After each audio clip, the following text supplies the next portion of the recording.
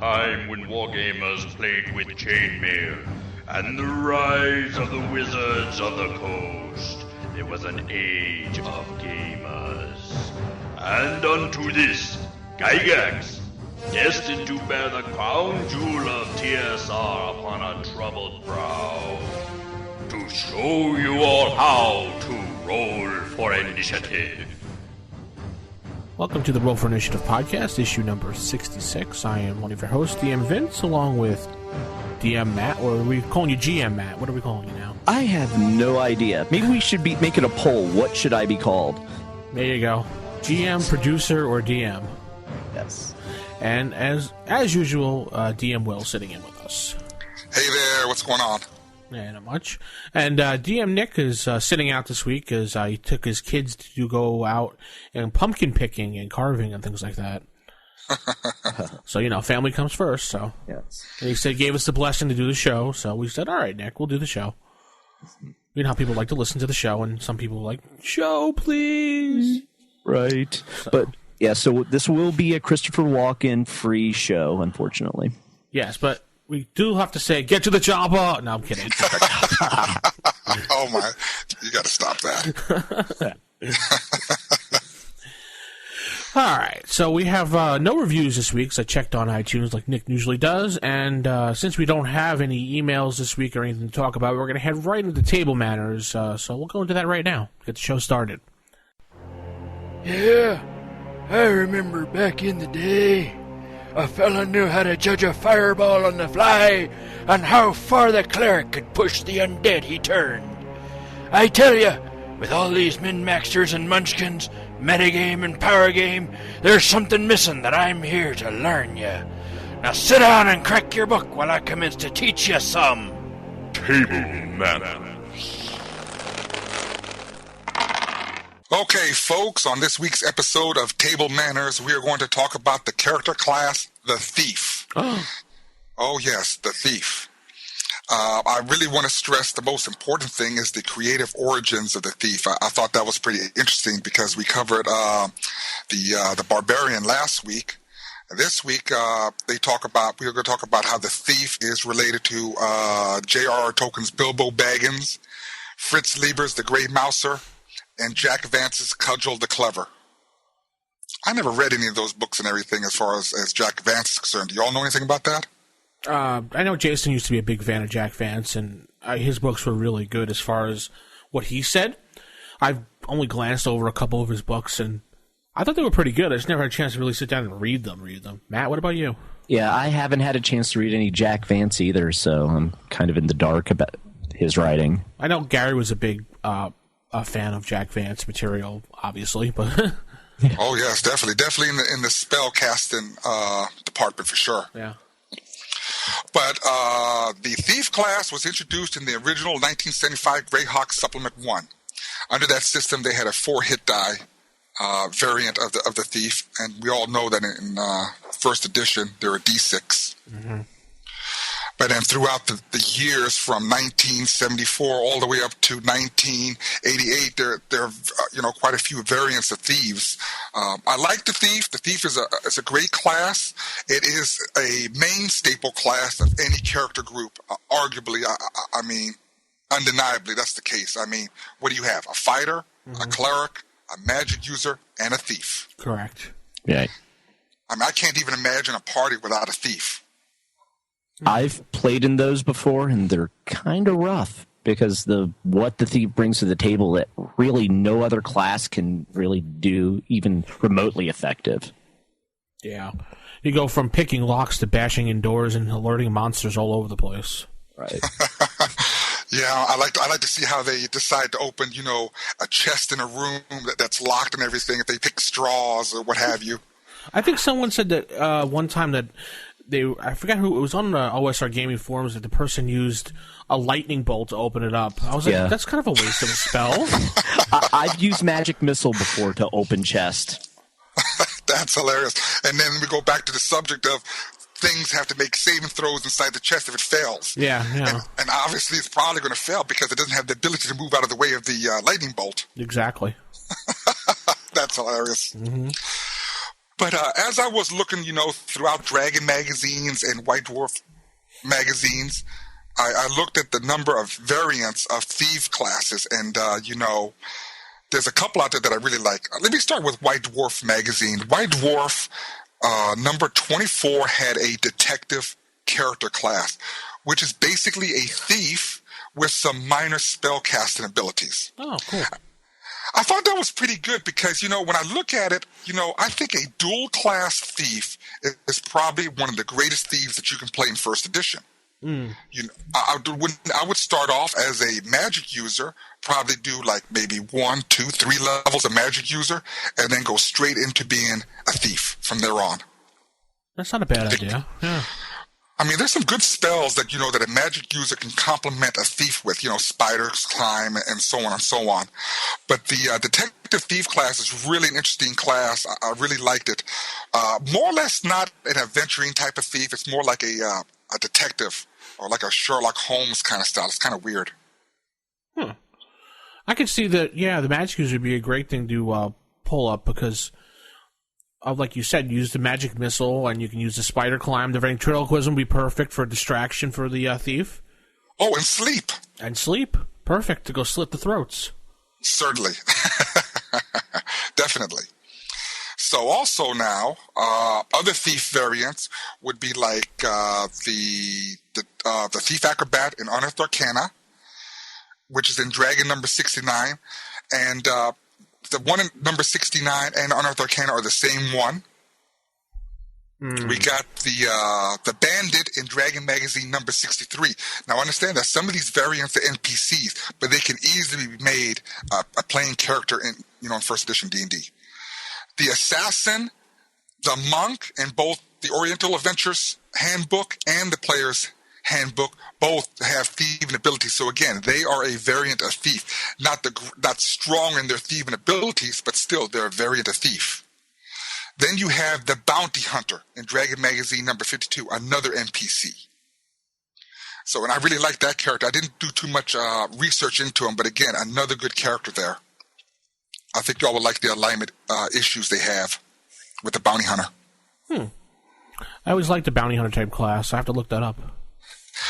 Yeah, and definitely when we post this on the forum and everything, then I will, of course, provide the necessary material so people can look at that if they don't own that magazine.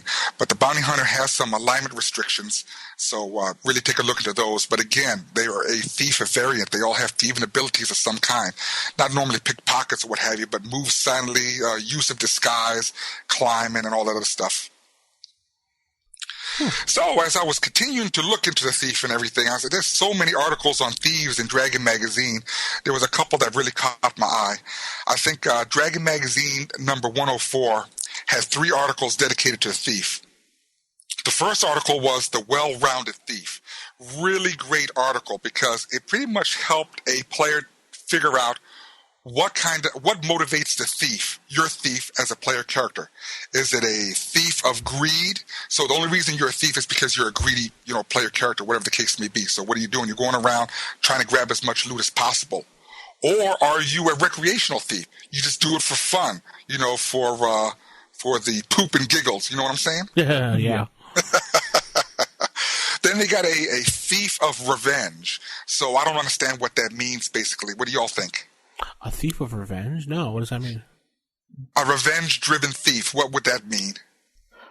He's only out to get revenge on whatever happened to him. Yeah, it's like he feels wronged for maybe by society or like a specific person, and he's been driven to a life of crime because of it, and he justifies everything he does when it comes to stealing through what wrong or perceived wrong he's experienced. What does that sound like? Robin Hood? Yeah. Could be a Robin Hood. Yeah. Yeah, I like that. And then there's the artistic thief. So I guess they kind of like steal things and do it in a grandiose manner to make them famous, perhaps? Like a giant Ocean's 11 type elaborate scheme. Yeah, that's what I thought. Ooh. And then, of course, you have the professional thief. I think that most player characters probably fall in that category right there. Yeah. But there was another article there on why the race is ahead of class. So let's say someone wanted to be a dwarven thief or a gnomish thief, a halfling thief, or an elven thief, and it kind of covered each race, and it's pretty interesting on a race's perception of being a thief, and so they each had their individual descriptions.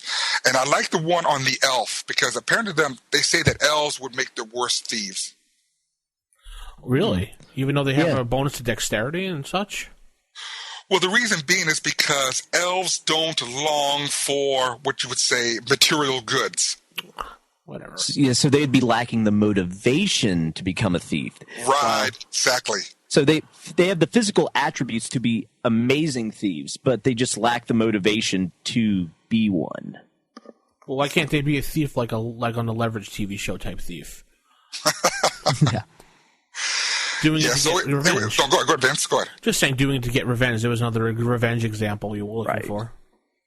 Oh, definitely. Like I said, if you look at all these articles, and I think that's why they put them all together in one magazine, was just give someone just a well-rounded thief. Why are you a thief? Instead of being just the typical regular, I'm a thief, I will backstab you, I will pickpocket you, and so on. Just go on from there on. It just has some interesting stuff there. So, role-playing opportunities will definitely be increased by using some of these diverse, ideas. And the last article that was covered was it worth the risk? And basically, it was just an article covering pickpocketing, which is pretty cool. They had a nice chart there, like if a thief was in the city and he wants to pickpocket someone, well, there was a randomized chart there that either the DM rolls, you can let the player roll, the player just won't know what it is. So it could be a noble, or it could be a sheriff, or it could be just any common NPC. And then there's another chart there of like some of the common miscellaneous things that he might pickpocket from that particular character. Oh, wow. Okay. Yeah. That could be very helpful. Right, yeah, because you'll always have that person that'll be like, oh, I just want to pickpocket just because, and it's like, oh crap, I need to come up with, okay, who are they pickpocketing? And so having a chart like that where you can just quickly generate, okay, this is who you're pickpocketing, this is what they have, is very handy. Yeah, I thought it was pretty useful and everything, so I haven't seen that chart in a long time. And just to be honest with you all, I've probably played a thief maybe once or twice, no more than 3 times in 36 years. So I don't know how many times you all played Thieves. I don't think I've ever played a thief in like my 20 years of D&D. Yeah, I've played a thief a couple of times, and I've made use of them this way and that way. But that chart would be pretty interesting to look at. Yeah. So that'd be a thing there to all our viewers and listeners out there and everything. I would like to hear some feedback from those that have, normally most of the time played Thieves. I like to hear their input. I'm just not a big type of, pickpocket, kind of guy anyway. Yeah. You don't go around ripping people off, yeah. But another Dragon magazine I looked into was Dragon number 47. Mm-hmm. It was titled A Special Look. And it covered a lot of things, and I know that DM Matt there, read the article too as well. And basically, what it talked about how the thief and its abilities are more so abused than, instead of being considered an underrated character. So it was interesting in how it gave examples of how players will abuse those thieving abilities. Really great article. Matt, what did you get from it? Oh, I think anyone who has a thief in their party, any DM, should read that article just because it gives some great advice, I think, for how to adjudicate some of the crazy stuff thieves will do. And for the players in it, it actually gives you a new skill, one for setting traps. So you've actually learned how to set traps, which some players may want. So I like that as well, because if you can take them apart, you could probably reassemble them. So it makes sense having a setting trap skill. Well, why wouldn't you just use fine roof traps? That's what I've always used. Right. Let me pull it up, but I think the skill breakdown is different. Yeah, I think it was too, because it's all about the mechanical nature of the traps. You just understand how to, you can find them by certain means, and then you know how to, disarm them by doing certain things to them. It's a great article. It really opens your mind up for a DM and both a player on how to really use a thief with other abilities. I thought it was a good article. Yeah. Let's see here. All right. And while Matt's looking that up, Dragon 66 covers Thieves Can't and gives you one of those small little, carry around little books. Like when you go to a foreign country, you have one of those small little dictionaries of how to speak, regular languages and all that, the common words. Yeah. Well, in Dragon number 66, they had a Thieves Can't dictionary in there, which is pretty useful. If a DM wants to pull the player character side and do some role playing behind the scenes while the other players are doing something else in the city. Yeah, okay. I've looked it up, and setting traps, you have a better chance of setting a trap than disabling it. At level 1, finding and removing a trap's 20%, but setting it's 26. Level 2, find removes 25, but setting it's 32. So and then the gap grows as you go up in level. At the very high end, you have a better chance at like level 15. Your chance to set a trap is 80, but your chance to find a trap is 90. So at some point, it actually reverses, and it's easier to find traps than set them. But starting out, it's easier to set. Maybe you're so used to setting them that you figure out, I don't know, finding them is easier? I don't know. Yeah, I guess you end up with a better understanding of how they work, and maybe they're just working under assumption there's a certain amount of difficulty in setting a trap, period. And whereas when it comes to finding traps, the more experience you have, the better you are at spotting them, because it's not like the difficulty increases or something. I really don't know. But yeah, so again, a lot of interesting articles in there, and I believe the thief levels up faster than any other character, if I'm still correct. Yes. Yes, I thought so. They have the lowest amount of experience points, it looks like. Yes, and it's funny how they bring that up, because in Dragon Magazine number 73, there is it's called Thieves' Climb Should Be Leveled Out. It's a interesting article that talks about the mechanics and the creation of the thief, and compares the thief from the expert rule book and that of the thief in the first edition player's handbook in respect to their thieving skills, their combat ability, and their levels progression. I believe that the article is trying to impress upon the reader on why the thief is not a powerful combatant, but not as weak as a magic user to a certain degree. So that was a very interesting article and everything. But even then, a first level thief in trying to find and remove traps, it's still a very low percentage, if I'm correct. It all depends on, the character the character race, the dexterity bonus, and so on. Right. Yeah, your base percentage is 20% to find a trap at level 1. And then once you throw in your racial adjustments, you can get that up a little bit. But still, more often than not, you will not find a trap or disarm it at level 1. And you know what? I think that's why a lot of people do not. Well, I shouldn't say a lot of people. I had to have statistics, but I think that's why a good portion of people do not really play Thieves.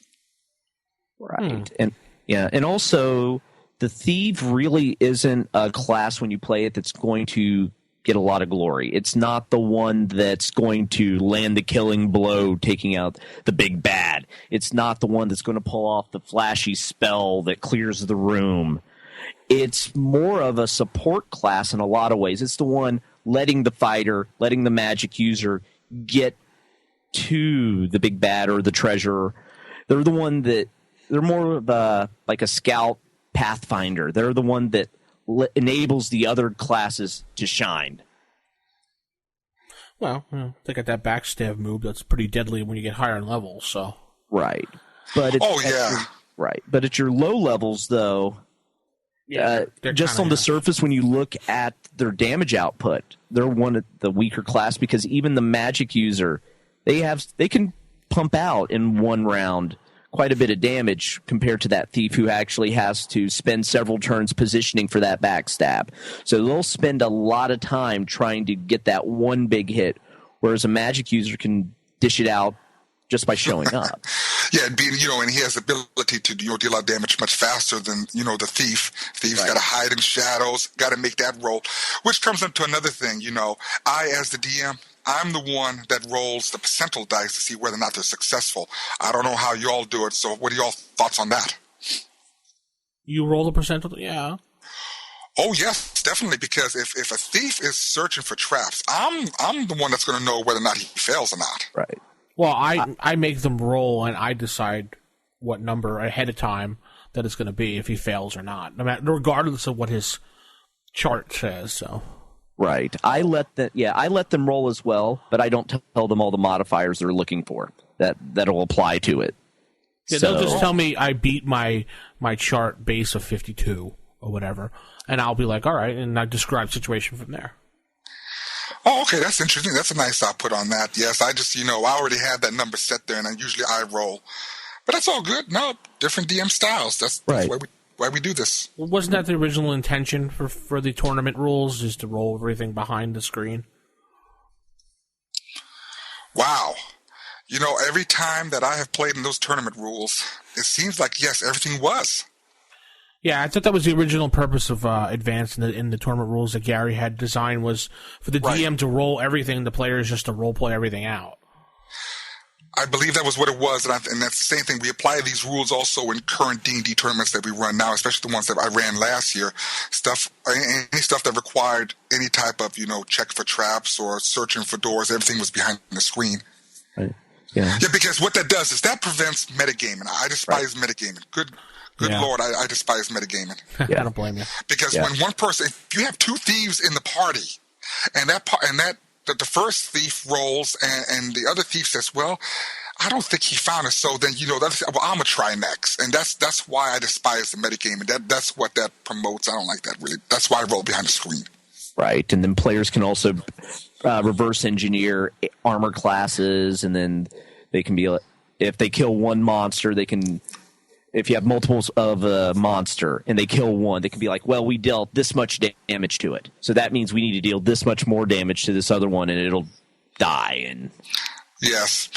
So, but no, overall, though, I think the Thief is a great complement to a party. It is a necessity for, your typical, average dungeon crawl, hack and slash, whatever the case may be. Definitely.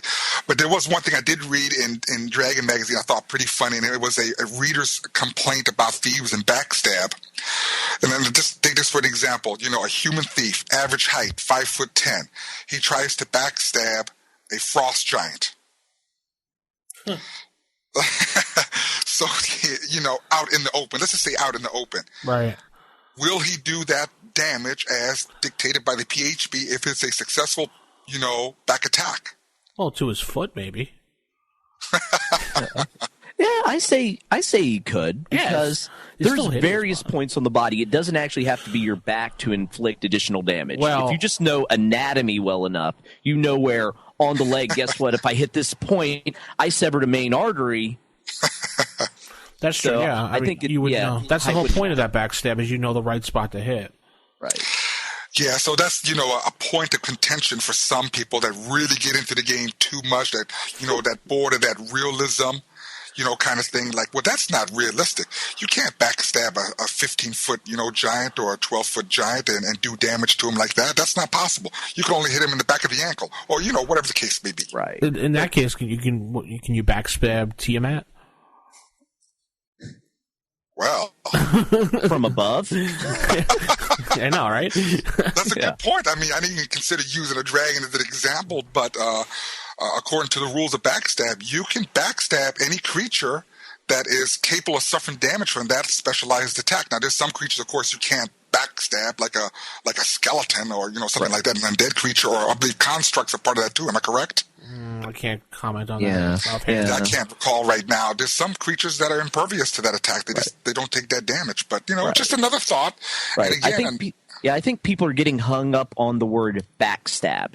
Backstab to me doesn't mean I'm stabbing you in the back. It means I know how to stab you in a vital area, not necessarily your back. Right. I like that. I believe that's what it's all about there. Right. It's more of a vital strike than a backstab. Though, don't the mechanics say it has to be done from behind, though? Right. But that's just, I've always thought of it as, by doing it from behind those vital spots, you can actually get to the vital spot, because if you do it head on, a person will naturally protect the vital areas. Yeah. Right. So. But yeah, backstab, it's one of those controversial subjects and everything. So, like I said, that basically is the Thief in a nutshell. I know that there's much more material out there on Thieves. I know there's a lot, but the show is only dedicated for a good hour, an hour and a half and everything, and I don't want to take over the conversation and everything. But again, to the listeners out there and everything, whatever they have on Thieves, let us know. Oh, we could just put the mics down and let you talk, Will. It's no problem. Right, Matt? Yeah, sure.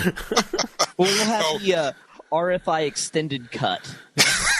No, that's embarrassing, and I don't like talking to myself. That doesn't sound true. All right, email us, rfistaff@gmail.com, and tell us about your experiences with the Thief. I know quite a few people who had emailed us and written in the forums asking about Thieves. There you have a little blurb, the nutshell, whatever you want to call it, about Thieves, and we'll head into game mechanics.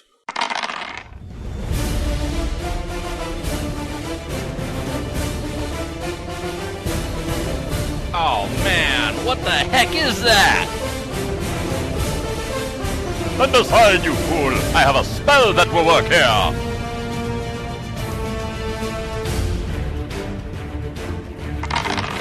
What do you mean I can't hit with that?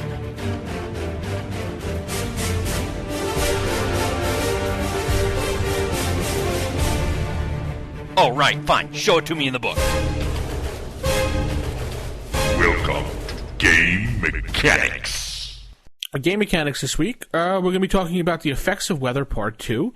This time, it's heat and sun and overheating. Now, the cold weather was a little more forgiving when it came to adventuring in, but when it comes to heat and sun and that overheating, walking around in plate mail, or even chain mail for that matter, and that sun blaring down on you, your character's going to be like, oh, drinking water constantly. So you got to make sure you have plenty of water when running around. And I believe there's a chart in the Wilderness Survival Guide. Yes. Regarding overheating in your character. And if you just, I forget what page it is offhand, but Starts on page 18. It starts giving characters negative effects for being in the sun and the heat for too long, depending on what they're wearing and what they're doing. Right. Now, I think the negative modifier, I'm not looking at the chart offhand, but I'm going from memory. The more strenuous activity you're doing, obviously, the more negatives you're going to have. Right. There's actually two sets of negatives. One for just being out in the temperature, and the other for actually exerting yourself. And it becomes pretty unforgiving to anyone wearing any sort of heavy armor. You just imagine the knights back in the day running around with that full plate armor, and just if it was like a 90-degree day outside, they must have been dying. Yeah, I mean, just looking at this chart, if it's just temperate weather, like 70 degrees outside, we'll say, and you're in full plate, you add 30 for wearing full plate. But considering you're not naked underneath your armor, you would have just, we'll say, moderate clothing, which will add another 20. So you're adding 50 to your personal temperature. Jeez. At 70 degrees. So that's 120 effective. You're cooking. Yeah. So if you're using these rules, your party will be nerfed if they get into extended combat. Because at 120 or higher, you're taking 6 damage. Yeah. and then it's that's unprotected. Yes, like 6 damage. Well, because there's actually 2 sets, unprotected and protected, which for heat, I'm kind of wondering what they would consider unprotected. Maybe without clothes? Yeah, I could see that, but then just about anything would be considered protected unless, I guess, if you had like loose fitting clothes that covered your skin but wasn't clinging to it so you could actually sweat underneath. Oh, okay. Maybe it's just talking about if you're wearing like a short sleeve shirt or you're wearing like short pants or something. Yeah, light colored, loose fitting clothing, perhaps. But yeah. Well, I can tell you that I used these rules later on when this book came out, when I did the I2, I3. I'm sorry. I'm trying to remember when Pharaoh's I3, I4, I5, the Pharaoh series. And I tell you, it's awesome to have the party roaming around the desert, in basically robes when they're dealing with wandering monsters. I think it's awesome. Right. Yeah. But as long as you have a cleric with you, one that's, that can create water, I mean, you're fine. There should be no problems. Right. As long as you don't get involved in extended combat. Right. At that point, you could start collapsing due to heat exhaustion and heat stroke. Yeah, you definitely don't want those. No. Yeah, because heat stroke's particularly nasty. If you collapse from that, you actually have the potential to die from constitution loss.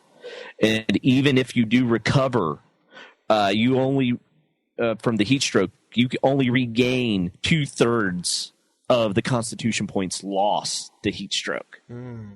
So it's now we know why Conan ran around in his underwear. Exactly. And that also explains all the Larry Elmore art as to why the women were so scantily clad. I just thought he liked scantily clad women. No, apparently it was due to heat. It was, I guess, very hot wherever he drew his women. Mm-hmm. Yeah, you gonna we'll go with that, man? Yeah, you're gonna go with that, man, huh? Yeah, I'll go with that. I'm sure Larry would appreciate that. Yes. So, I don't remember seeing any major articles on this. Will, did you see anything when looking through the dragons? Actually, there is one good article I saw that I want to remember that it was Dragon number 68 that covered weather in the world of Greyhawk. Actually, it was a really extended article. It seemed like it was like 6, 7, maybe 8 pages worth and everything, and it covered all topics on weather and everything. But I didn't really go into great detail on it because I was just strictly going by the wilderness survival guide. Yeah, as far as it's concerned. But I know that there's some articles in there, and I definitely will find some and post them later on when we get this on the forum. Yeah, there's also an article in that same issue. This is a throwback to our previous episode where we talked about Cold running Ice Age adventures. Oh, okay. So... Now, I did see that also in, Dragon Magazine, too, that I need to cover that, sometime here in the future and put those on the website as well. But I definitely do not like traveling. I don't mind traveling in the desert. At least that's dry heat. But you travel in those jungles where it's humid and nasty. Yeah. That's you have to take care of that armor. Oh, yeah. Then, because in the Wilderness Survival Guide, it also talks about the effects of weather on equipment, too. And, where was that? Because I was flipping through and I saw that. Oh, yeah, on page 28. Yeah, page 28, effects of precipitation and immersion. So you could even say as you're going through that rainforest, apply some of these rules. So all of a sudden you start having some rust just due to extended exposure to the moisture. So I like the effects of blowing sand and dust, especially if you're traveling in a hot climate like the desert. Right. That stuff's even worse. I don't know if I'd rather be humid and miserable, or do I want, dust underneath or, grains of sand underneath my armor as I'm walking. Right. Or if you have the exposed skin where it just starts ripping at your flesh if the wind picks up high enough, the sandstorms. Yeah, certainly.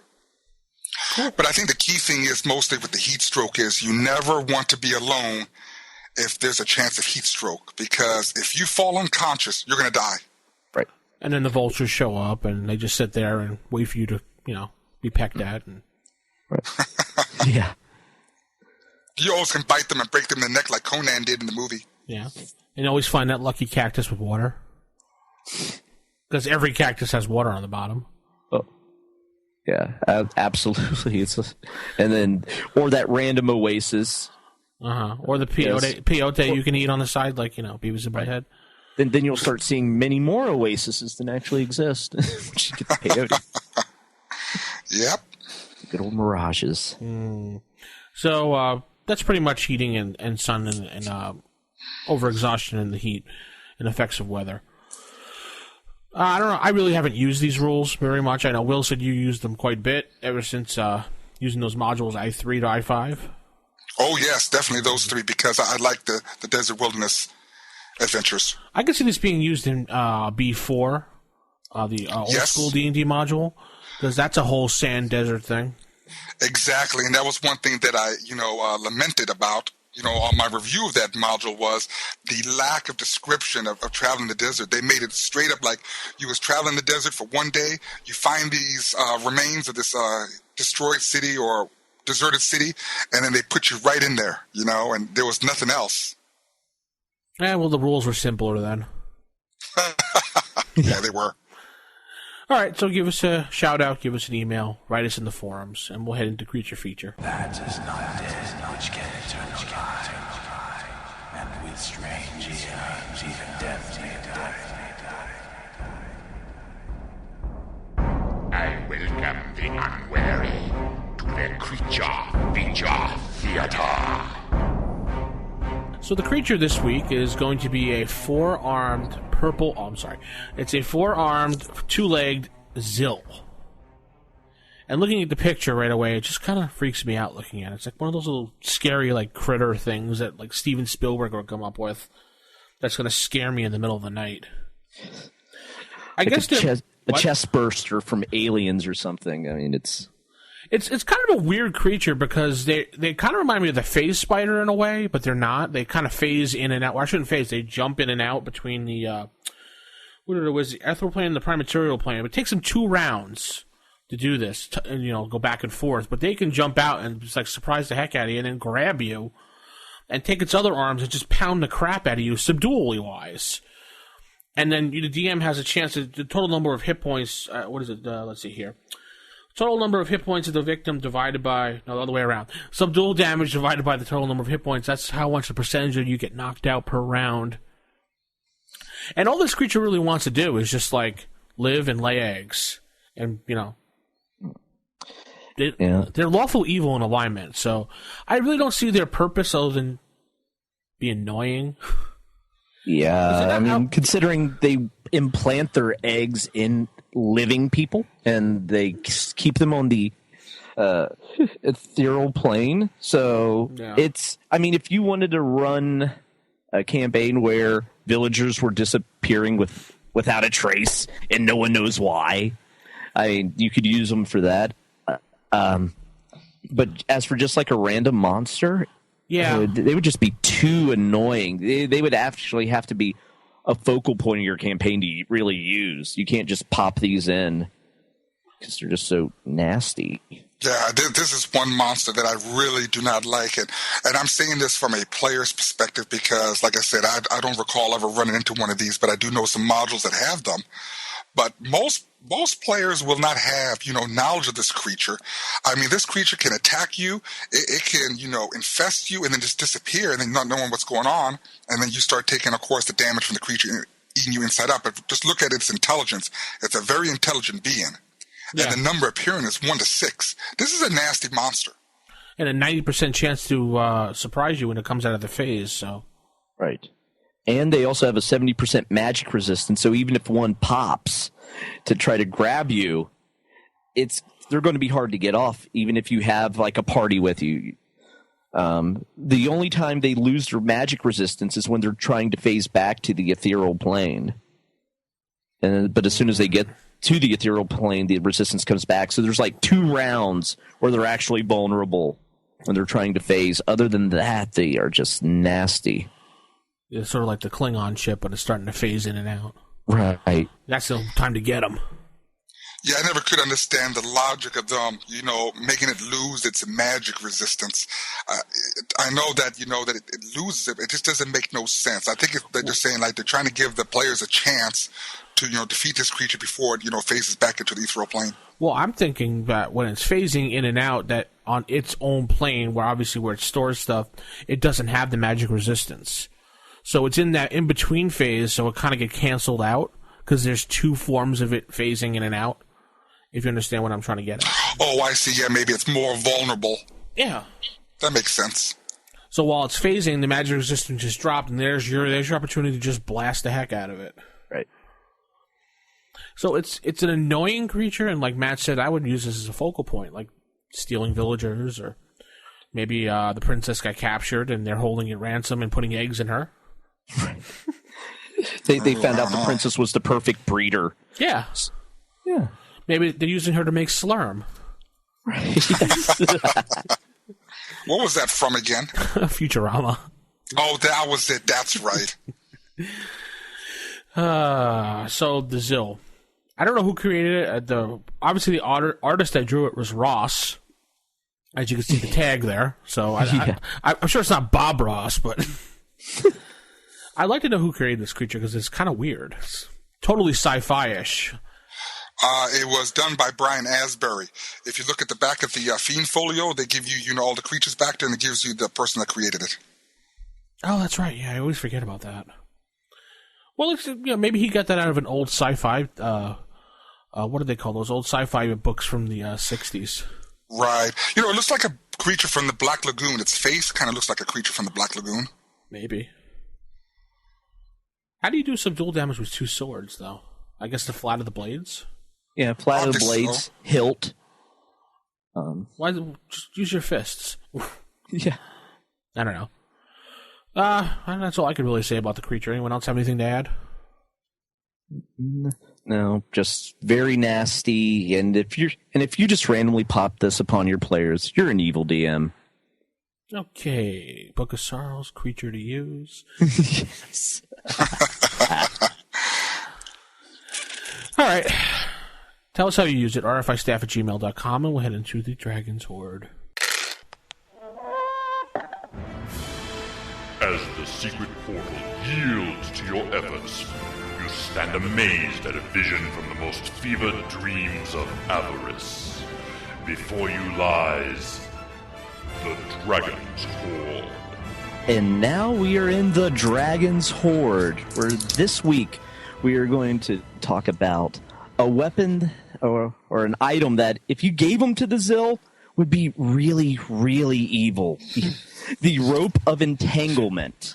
Dun, dun, dun, dun, dun. I hear the Wonder Woman song in the background. Wonder Woman! It so much reminds me of her lasso, because the Rope of Entanglement looks exactly like any other magic rope, but upon command, it'll last forward up to 20 feet and upwards up to 10 feet to entangle and tie up to 8 man-sized creatures. Wow. So you can actually tie up like 1 storm giant or or fire giant, 2 frost or stone or hill giants, 3 ogres or 4 bugbears or 6 gnolls or 8 men, 10 elves, 12 dwarves, 16 gnomes. And a partridge in a pear tree. Several partridges in a pear tree.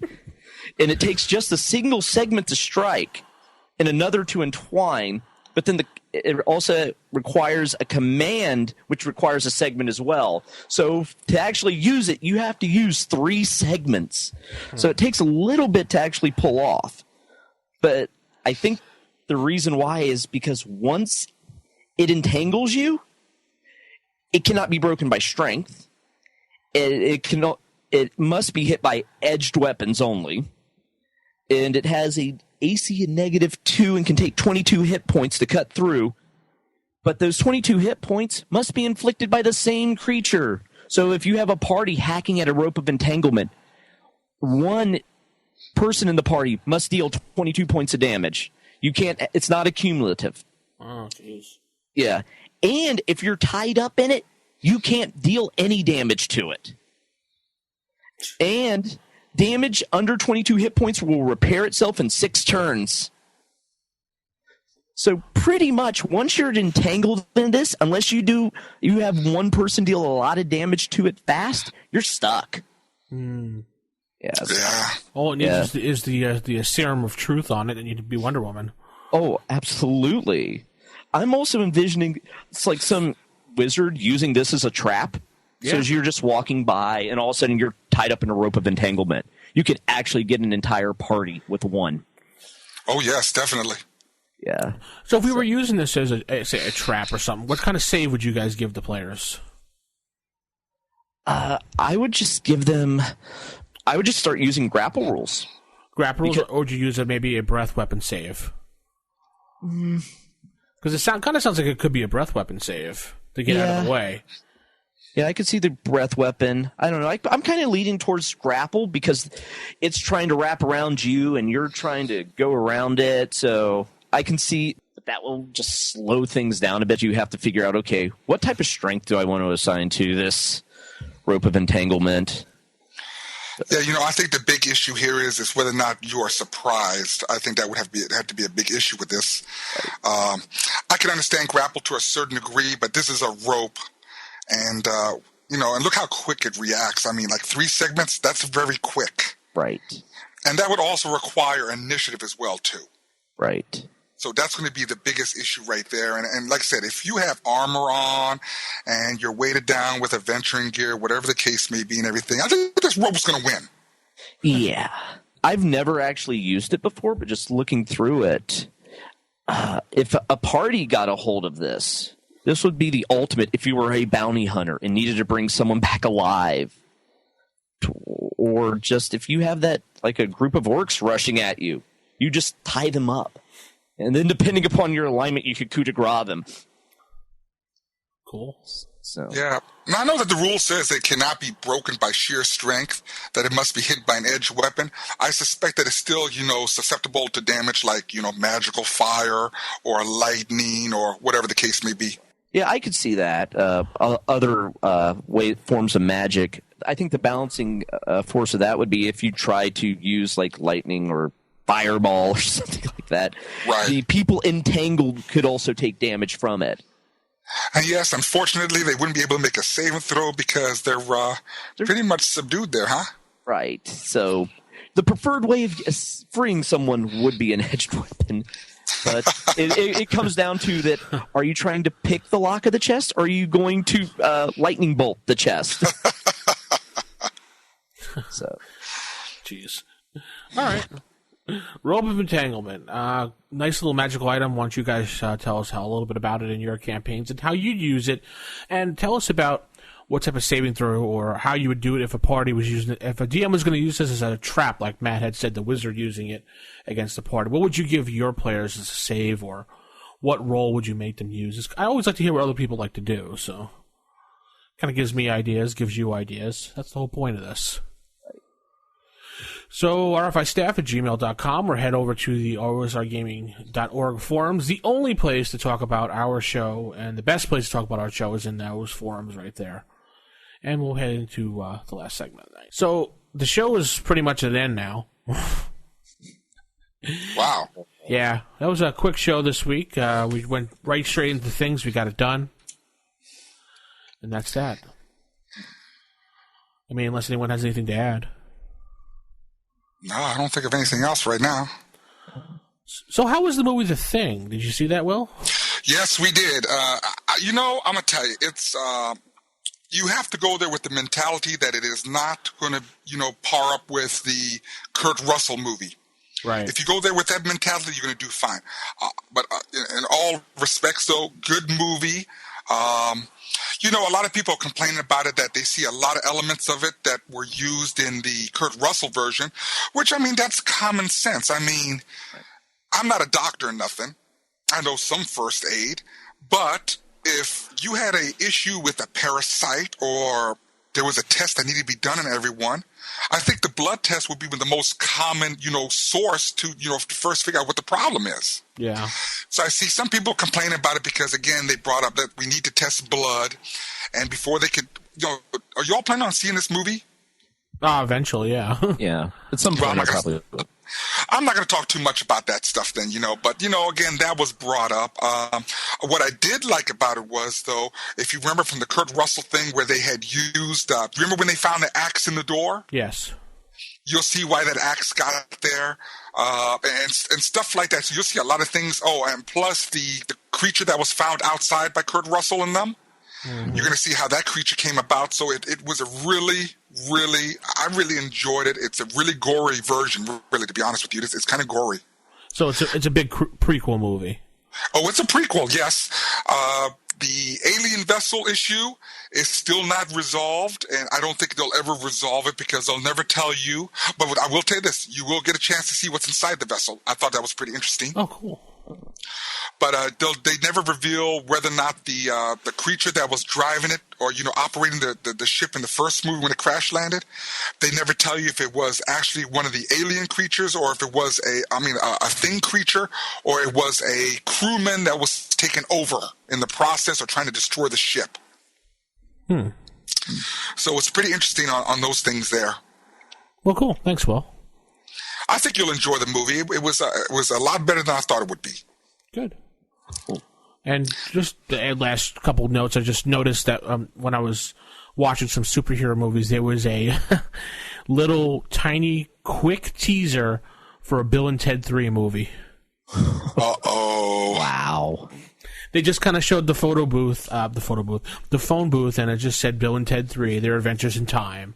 I don't know if that meant, I went online and looked, and Keanu Reeves did officially report on MTV.com that he was planning on a third movie with the former actor that he was with in the other movie. I shouldn't say former actor. He probably hasn't had a career anyway. But. Hey, Vince, you know what you forgot to do? What? I just realized why this show was so short today. Why's that? You forgot to ask us what we did during the week. So what did you do during the week? No, I knew it was missing something. I just couldn't think what it was. Yeah, I just want to get straight into the show this week. People like... I figured to put it at the end because, why not? I don't know. I'm done. How about you? No, it's all good. It's all good. I understand what's going on. You got a lot on your mind. Yeah. So I'm going to just say keep it original, keep it old school, and good night from me. Good night. All right. See you later.